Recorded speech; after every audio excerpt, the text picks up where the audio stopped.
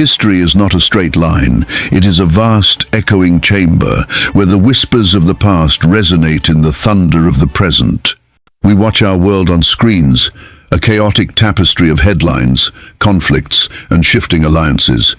We see the movements of armies, the speeches of leaders, the drawing of new lines in ancient sands, and we call it politics. We call it geopolitics. We call it the inevitable march of human events. But what if we are only seeing the surface? What if, beneath the noise and fury of our modern age, there is a blueprint, an ancient, divine script, written not in the ink of diplomats, but in the heart of a prophet, thousands of years ago? This is a journey into that script, a journey to uncover a story so staggering, so improbable, that it defies the very logic of history itself. It is the story of a nation that was born, that died and was born again. And it is the story of a prophecy that is not just about the past, but may be unfolding step by chilling step, right before our very eyes. To understand what is coming, we must first understand the miracle that has already passed. We must travel back to a moment when the world held its breath, and a promise, dormant for 2 millennia, roared back to life. The year is 1948. The world is still healing from the wounds of a global war. The ashes of the Holocaust are still warm, a haunting testament to an unimaginable horror. In the midst of this fragile peace, a seismic tremor is about to fracture the very bedrock of the Middle East. For decades, the British Empire had held dominion over the land of Palestine, a mandate governed by colonial power. But now, that empire was crumbling. The Union Jack was to be lowered for the last time, its departure leaving a terrifying power vacuum in a land sacred to 3 world religions. The air in Jerusalem, in Tel Aviv, in the ancient hills of Judea, was not filled with the promise of peace. It was thick with a tension so brittle it felt like a single spark could ignite a wildfire. For the surrounding Arab nations, including Egypt, Syria, Lebanon, Iraq and Jordan, the British withdrawal was a moment of profound threat. They watched with a mixture of anger and disbelief as ships arrived on the coast, carrying the ghosts of a scattered people. Jews from the displaced persons camps of Europe, from the cities of America, from the mountains of Yemen, were coming home. To them, this was not just a piece of land, it was Eretz Yisrael, the land of Israel, the beating heart of their identity promised to their forefather Abraham. They believed they were fulfilling a destiny. Their neighbors believed they were invaders, a foreign entity being planted in their midst with no right to govern. On May 14, 1948, the voice of David Ben-Gurion crackled across radio waves, declaring the establishment of the State of Israel. In the streets, there was an explosion of joy, of tears shed by old men who never thought they would live to see this day. But that joy was fleeting, immediately swallowed by the shadow of war. Within hours, the armies of 5 nations invaded. Tanks rumbled across the borders. Artillery shells began to fall. The dream of a homeland, realized for only a few precious hours, seemed destined to be extinguished before it had even truly begun. It was a war of desperation, a fight for sheer survival against overwhelming odds. All seemed lost.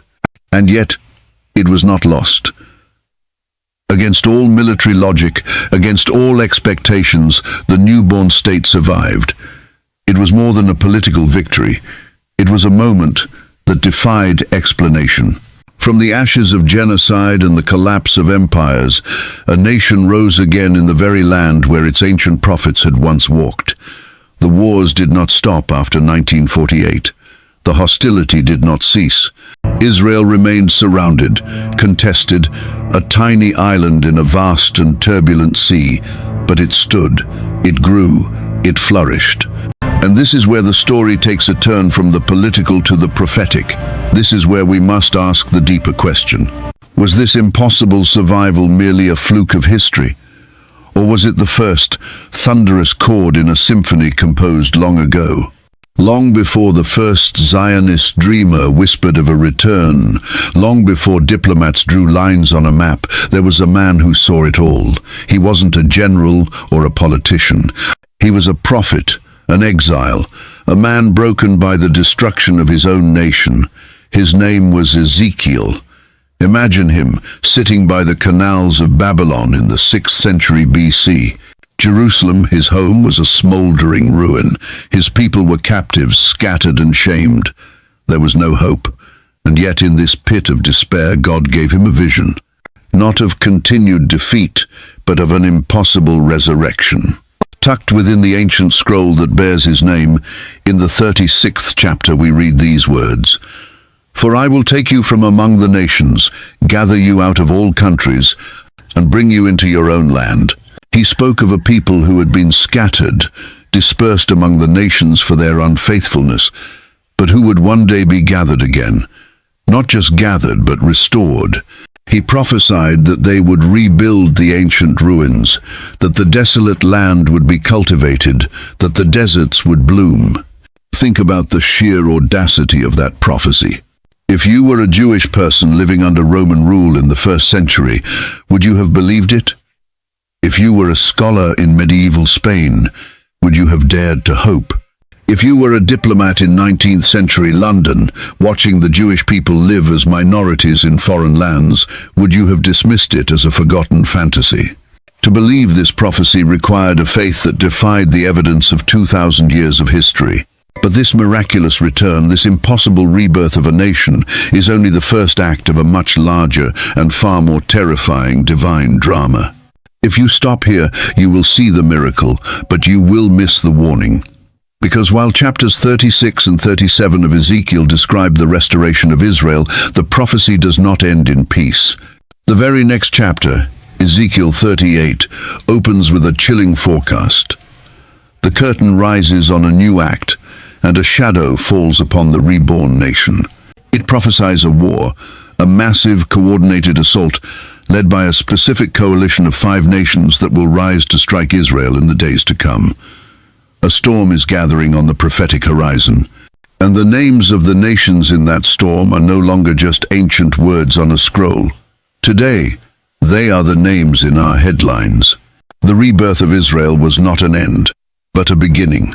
A stage meticulously set over 2,000 years of wandering was now ready for the final acts of a divine play.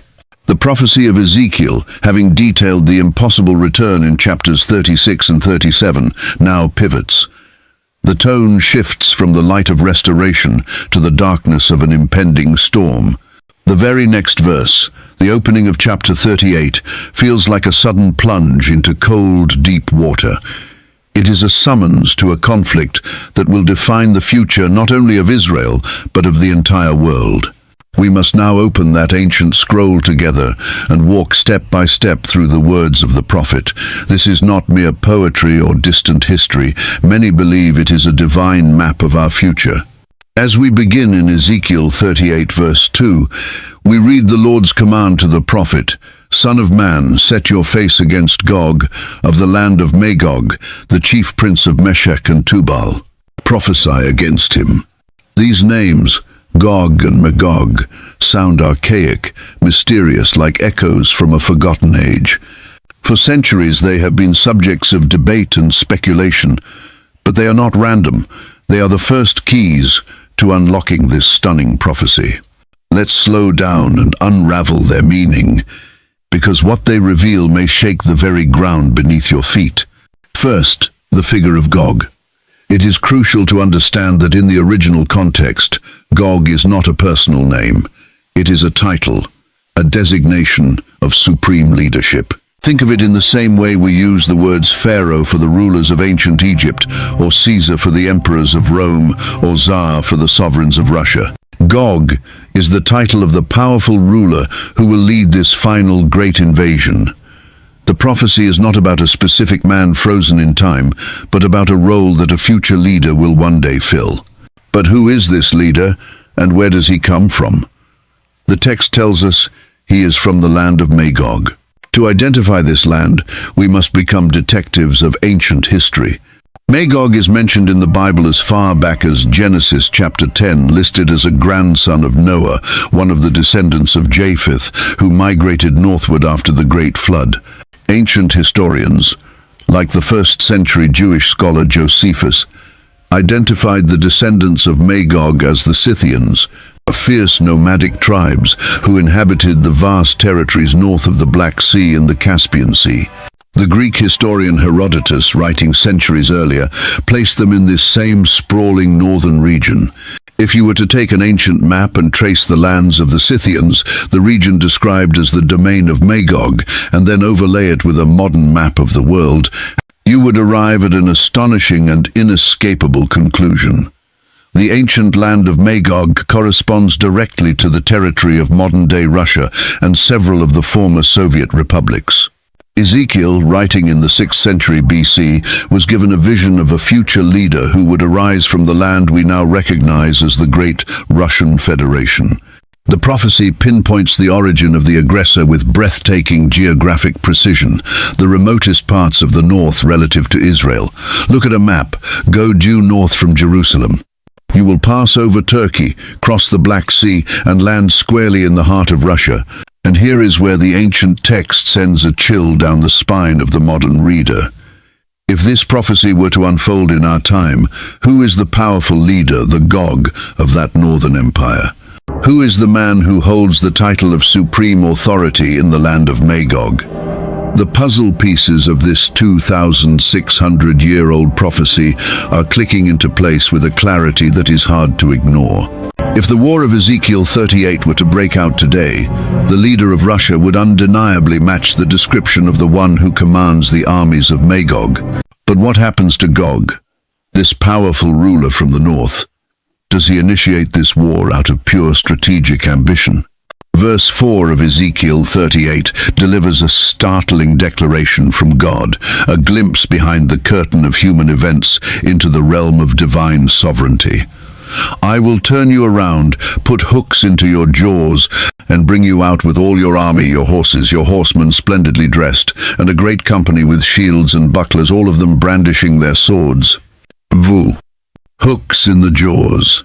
Imagine the image. It is not the picture of a willing warrior charging into battle.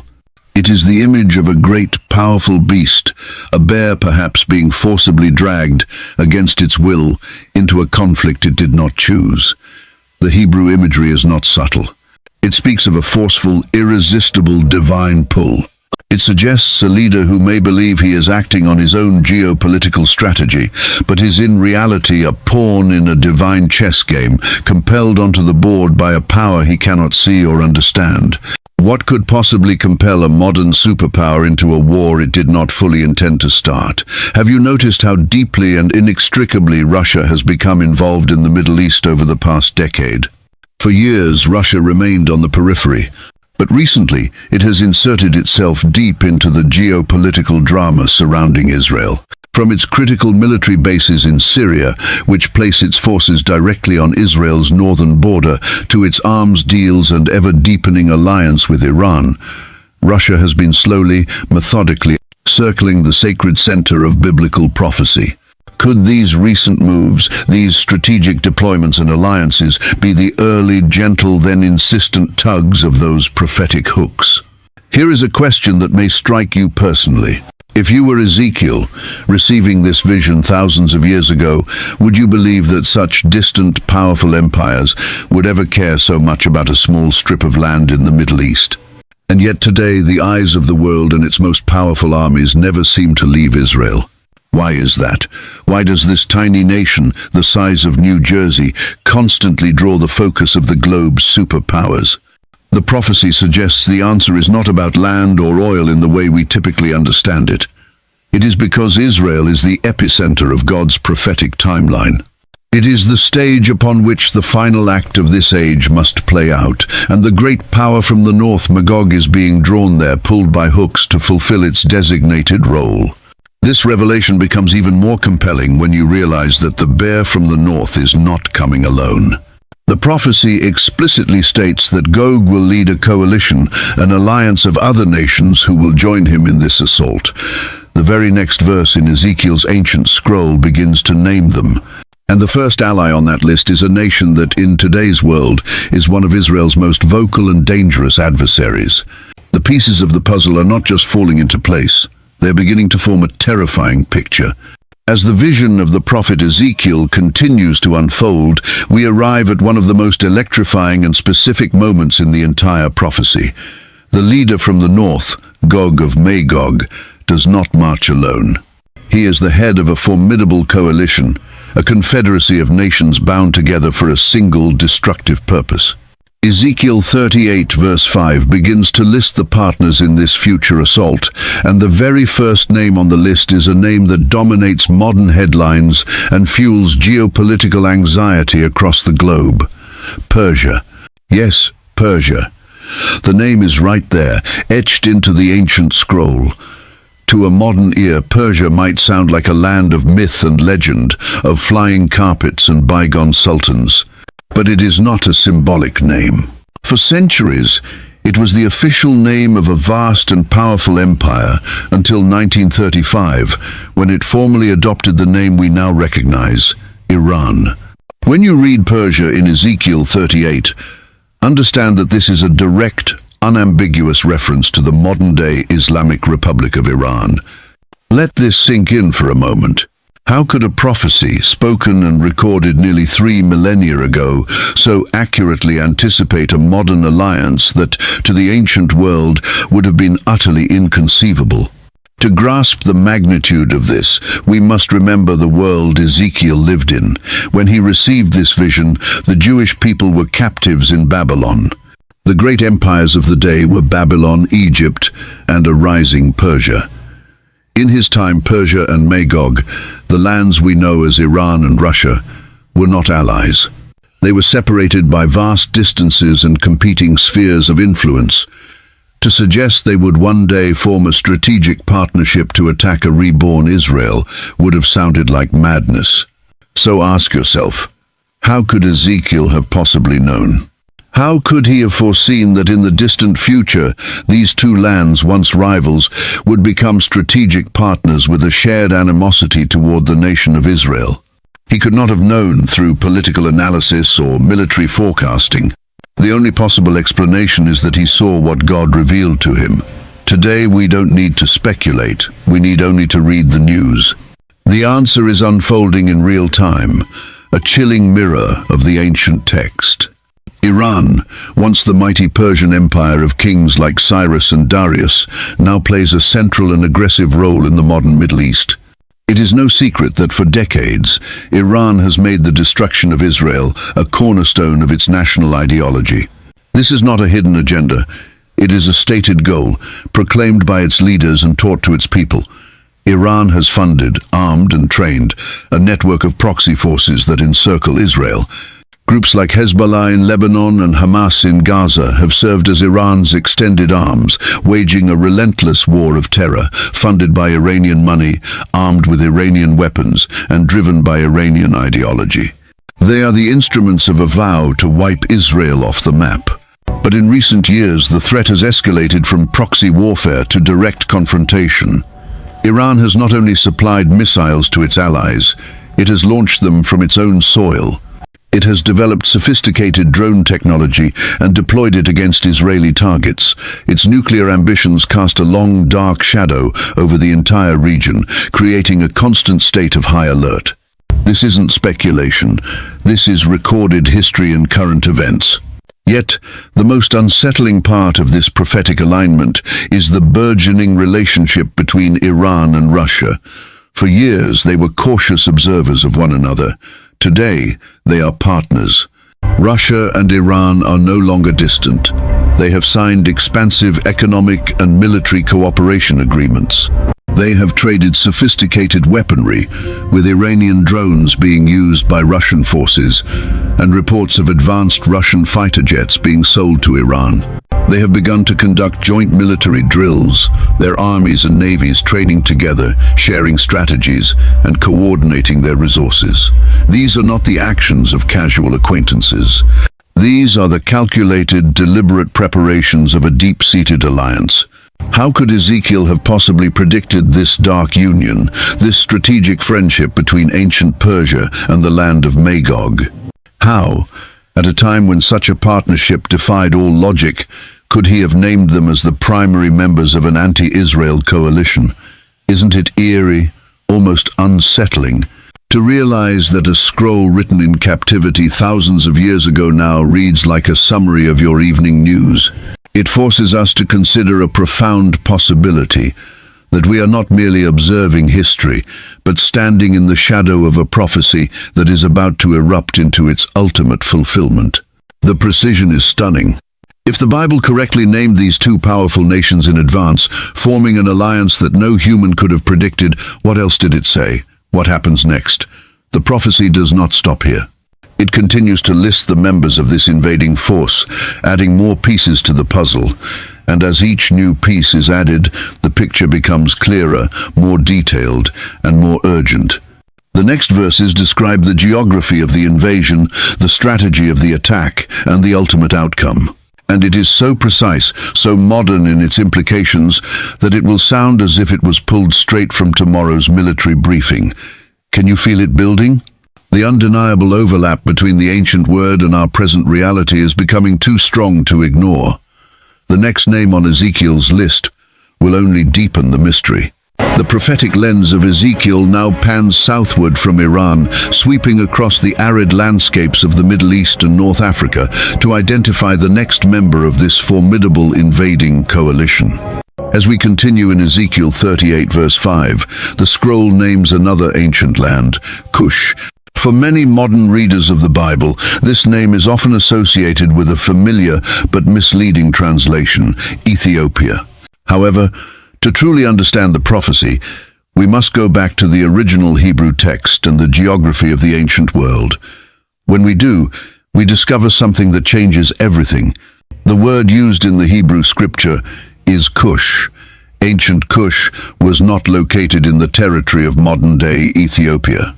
The kingdom of Cush was a powerful civilization located immediately south of Egypt, along the fertile banks of the Nile River. Its territory corresponds directly to the region we know today as the modern nation of Sudan, with parts of South Sudan included. This distinction is not a minor historical footnote. It is a critical detail that matters more than you might think, because the recent actions of Sudan align with Ezekiel's vision with chilling accuracy. For decades, Sudan, under various regimes, has been a nation steeped in ideologies hostile to Israel. It has been a member of the Arab League, historically supporting anti-Israel rhetoric and policies. For a long time, it was on the list of state sponsors of terrorism, known for harboring extremist groups. Its stance was firm, predictable, and consistently aligned with Israel's adversaries. But in recent years, this long-standing hostility has evolved into something far more strategically significant, something that brings it directly into the prophetic orbit of Russia and Iran. You see, Sudan isn't just opposed to Israel in words anymore. It is now acting in ways that directly serve the interests of the prophesied northern leader, Gog.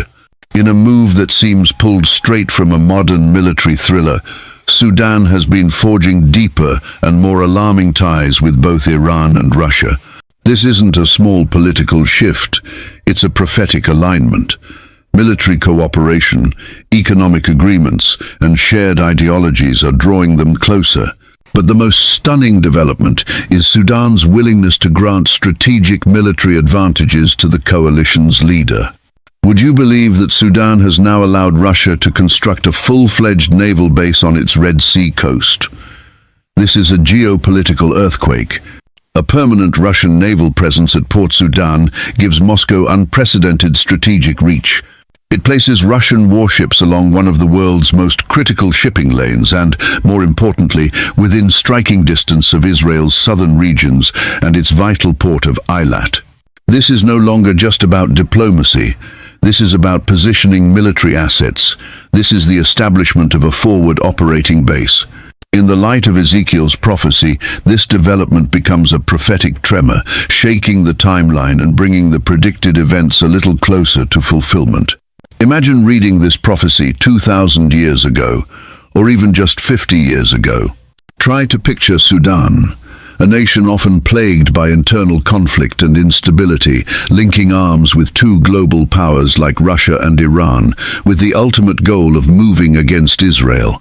Would that have seemed ridiculous then?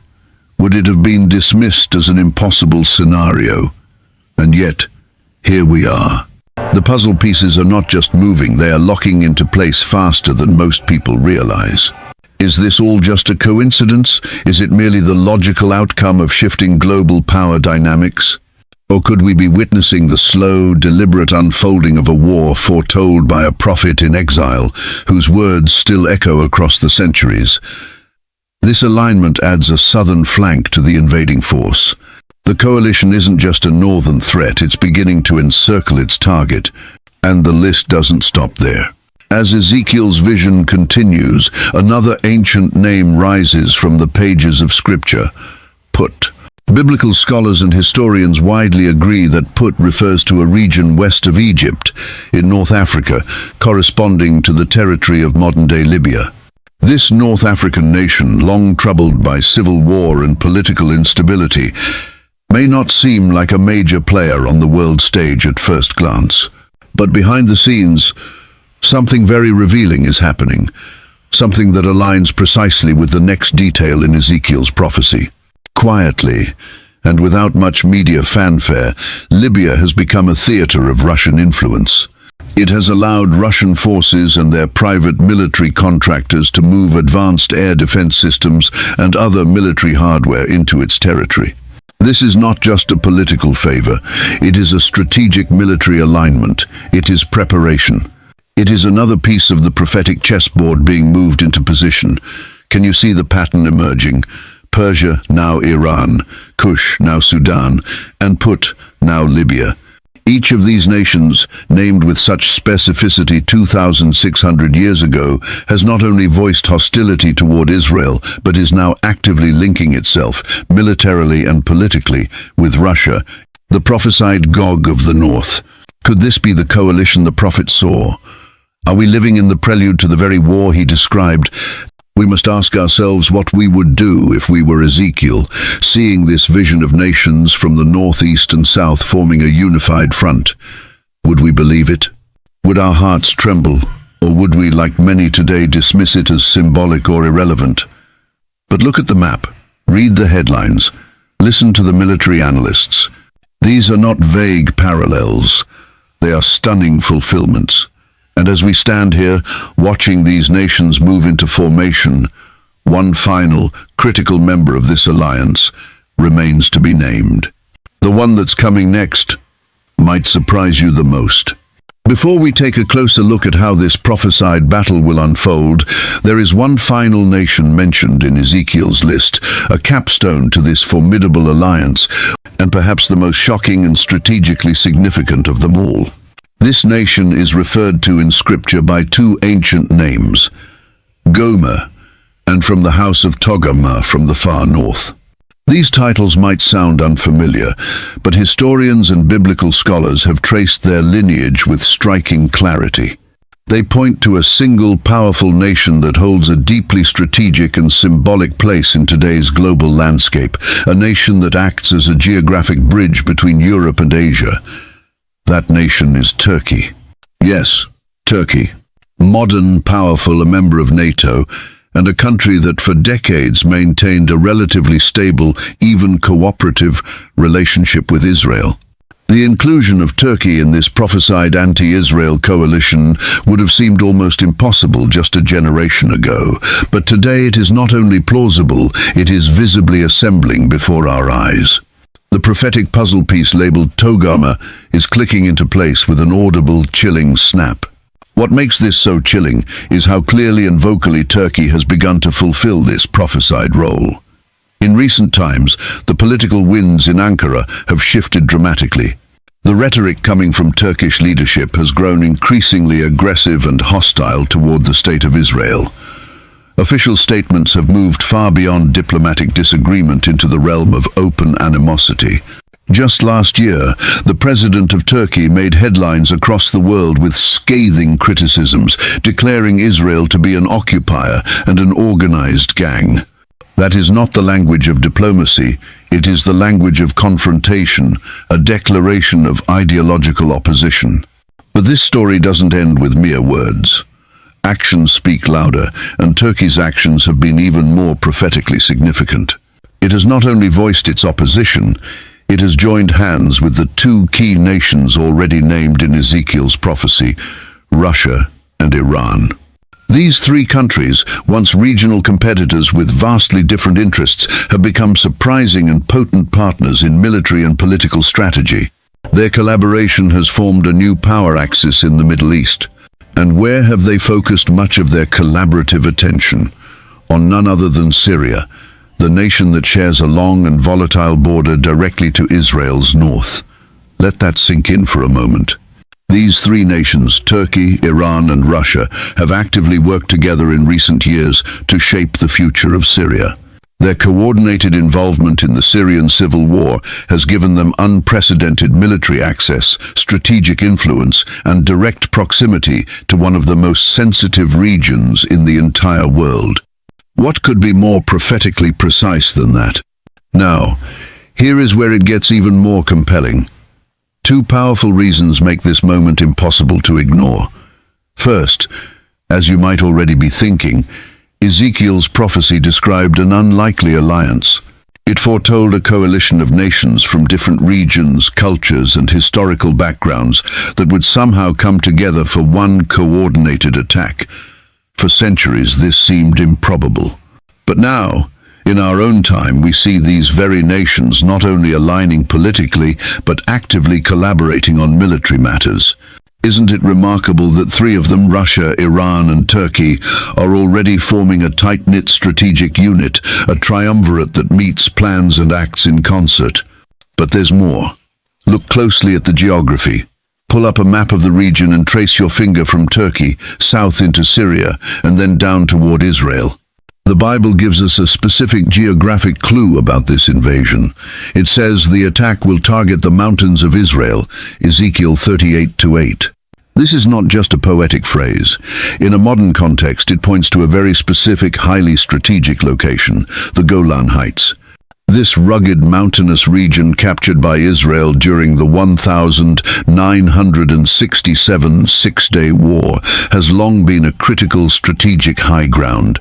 It provides a commanding view of northern Israel and has been a flashpoint for conflict for decades.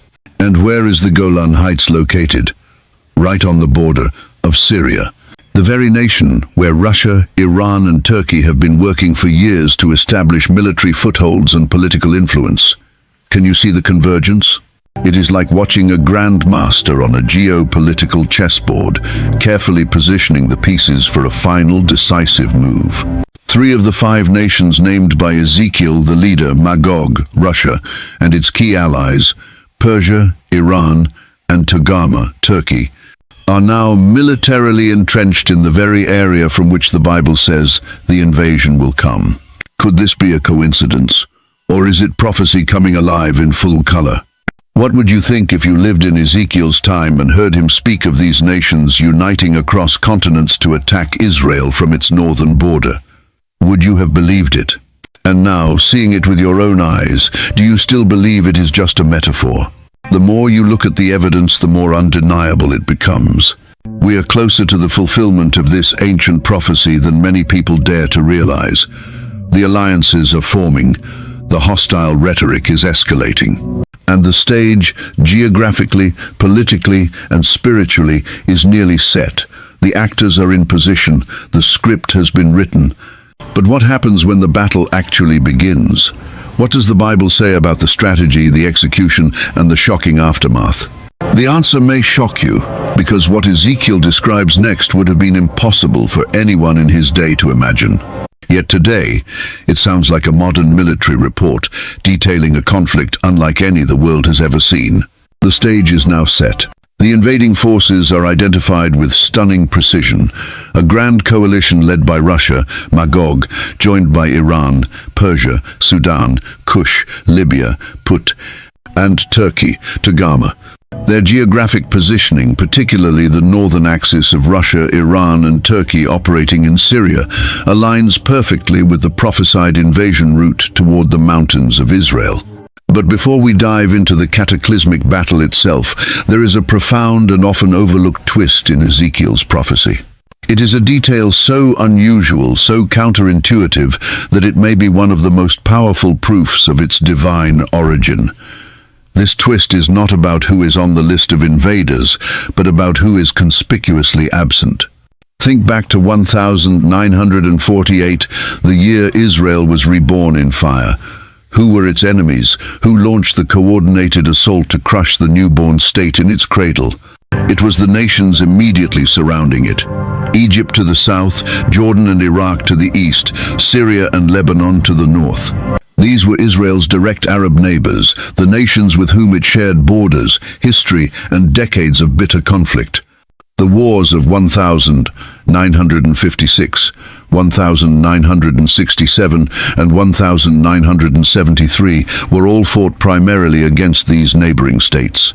For generations, the deepest and most immediate existential threat to Israel came from this inner circle of adversaries. Logically, if a human author were trying to predict a future end-times war against Israel, these nations would be the first ones on the list. Egypt, with its massive army, Jordan, with its long border, Syria, with its history of intense conflict. It would be natural, almost automatic, to include them as the main antagonists. And yet, when you open the pages of Ezekiel 38 and look carefully, you find a stunning silence. Not a single one of Israel's immediate Arab neighbors is listed as part of the invading coalition. Egypt is absent. Jordan is not mentioned. Lebanon is missing. The very countries that once joined together to try and wipe Israel off the map are completely silent, entirely absent from this specific prophetic war. Isn't that strange? For an ancient prophet predicting a final war, to omit the most obvious historical enemies seems like a glaring oversight, unless it wasn't an oversight at all. Unless it was a deliberate and crucial part of the vision. Now, fast forward to our time. What would have seemed like a prophetic puzzle just a few decades ago is now becoming astonishingly clear. We are living in an era defined by a political realignment that would have been unthinkable for most of the 20th century. Many of those same former enemies are now working toward, or have already achieved, a state of peace with Israel. Egypt and Jordan, once fierce battlefield adversaries, have had long-standing peace treaties with Israel for decades. They are now strategic partners in security and trade. More recently, this trend has accelerated in a way that has reshaped the entire Middle East. Under the historic Abraham Accords, nations like the United Arab Emirates, Bahrain, and Morocco have normalized relations with Israel. They have opened embassies, signed trade agreements, and fostered cultural exchanges. Flights now run directly between Tel Aviv and Dubai. Israeli tourists are welcomed in Marrakech. And even the great regional power, Saudi Arabia, long a quiet but firm adversary, is now engaged in complex and ongoing diplomatic dialogue, moving steadily toward a normalization that could fundamentally alter the region forever. The old battle lines are being redrawn, or in some cases, erased completely. Could this surprising and historic calm be the divine setup for what Ezekiel described? Why are the loudest, most immediate enemies from the past suddenly quiet in this future prophetic vision? Could it be that their silence is not merely political, but profoundly prophetic? Could their absence from Ezekiel's list be one of the clearest signs that this prophecy wasn't randomly assembled from historical guesswork, but was divinely orchestrated with a foreknowledge of events thousands of years in the future? If Ezekiel had been guessing, he would have naturally included Egypt and Syria and Jordan. It would have been the safe, logical prediction, and he would have been wrong. Instead, he named a coalition that seemed impossible in his time, an alliance of a great northern power with Persia and nations from North Africa, but one that is now forming before our very eyes while the old enemies fall silent. What would you do if you realized that the most unexpected part of the prophecy was not the war itself, but the silence of those who once shouted the loudest? This prophetic silence is the final condition that sets the stage. It creates the specific political environment described in Ezekiel 38-11, where the invaders see Israel as a nation dwelling securely, a land of unwalled villages, at rest and living in safety. This description of peace and security, particularly with its immediate neighbors, was unimaginable for most of Israel's modern history. Today, it is becoming a reality. This quiet is the calm before the storm, and it is this very peace, this new prosperity and security, that will ultimately provoke the envy of the Northern Coalition. The prophecy states that Gog will see a restored and prosperous Israel and say, "I will go up against a land of unwalled villages, to take spoil and to seize plunder." The motive is greed, fueled by the sight of a nation flourishing in a bubble of regional peace. The stage is complete. The actors are in place. The conditions are met. The silence of the neighbors is the final, echoing cue. Now, the curtain is about to rise on the conflict itself. And what Ezekiel describes next will challenge everything you think you know about how this world will end. So now, let us open the curtain on the battle itself. Prepare yourself, because what Ezekiel describes in the closing verses of chapter 38 and the beginning of chapter 39 is not a conventional war. It is not a conflict of tactics and attrition. It is a raw, terrifying display of divine intervention on a scale the world has never witnessed. The prophecy tells us that the five-nation coalition, this immense military force from Russia, Iran, Sudan, Libya, and Turkey, will finalize its formation and begin its march. Their entry point is precise: the northern frontier, storming across the Syrian border into the mountains of Israel, the strategic high ground of the Golan Heights. The text paints a vivid and terrifying picture. The invading army will be so vast, so overwhelming in number, that they will cover the land like a cloud. Ezekiel 38-16. Can you picture it? An invasion force so massive it literally casts a shadow over the landscape. Legions of soldiers, columns of tanks and armored vehicles, skies buzzing with aircraft and drones. The very earth would seem to tremble under the weight of their advance. From the perspective of an Israeli civilian or soldier looking north, it would be a scene of absolute hopelessness. The military might arrayed against them would be insurmountable by any human standard. It would seem that the end had finally come. But here, at the moment of maximum peril, the battle takes a sudden supernatural turn. Here is where God steps onto the stage. Before the invading force can fully deploy, before they can launch their coordinated death-dealing assault, something shatters the battlefield from below. The prophet writes, in God's own voice, in Ezekiel 38 verse 19, "In my zeal and fiery wrath I declare that on that day there shall be a great earthquake in the land of Israel." This is not just any tremor. The text describes it as a great shaking, so powerful that the fish of the sea, the birds of the heavens, the beasts of the field, all creeping things that creep on the earth, and all the people who are on the face of the earth will tremble at my presence. The mountains will be thrown down, the steep cliffs will fall, and every wall will tumble to the ground. The magnitude of this quake will surpass anything in Israel's long history of seismic activity. Imagine the sheer chaos. Buildings crumbling, strategic roads splitting apart, military formations broken, soldiers thrown from their feet, their communications severed. A wave of terror and confusion unleashed by the very planet beneath them, before the first shot is even fired. And then, as the ground itself betrays the invaders, the prophecy declares that God will turn their own power against them. Ezekiel 38 verse 21 reveals something truly extraordinary. "I will summon a sword against Gog on all my mountains, declares the sovereign Lord. Every man's sword will be against his brother." In the heart of the chaos caused by the earthquake, the invading armies will fall into a state of mass confusion and begin turning on each other. The multinational coalition, already on edge and communicating through different languages and command structures, will completely break down. We can imagine scenarios where misfired weapons, faulty intelligence, or a supernaturally induced paranoia causes them to see allies as enemies. The coalition will self-destruct from within. Russian weapons turning on Turkish troops, Iranian missiles striking Libyan positions. A symphony of friendly fire, of panic and betrayal as their alliance crumbles into a bloody internecine slaughter. Can you imagine watching this unfold on a satellite feed in real time? What would the military analysts of the world say? They would be speechless, watching 5 of the world's formidable armies march toward a tiny nation, only to see them collapse in total disarray without the Israeli army lifting a finger. But that is not all. As if the earthquake and the internal chaos were not enough, the prophecy continues. Ezekiel describes God unleashing his own arsenal directly from the heavens.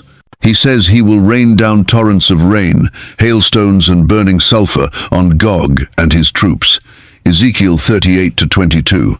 This is an apocalyptic torrent, a storm of judgment straight from the throne of God. Let that sink in. This is no longer a military engagement. This is divine wrath, unleashed against those who come to destroy his people and profane his land. Rain so torrential it blinds and floods. Hailstones so large they crush men and machines. And fire and brimstone, the ancient instruments of divine judgment on Sodom and Gomorrah, raining down from the skies. The conflict is transformed from a terrestrial battle into a supernatural display of power that leaves no doubt about who controls the outcome. Have you ever read a prophecy that sounds so much like tomorrow's breaking news, yet is so utterly beyond human capability?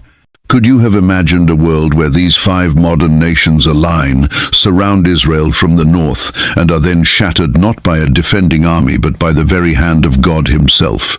This event, when it happens, will be an unmistakable sign to the entire world.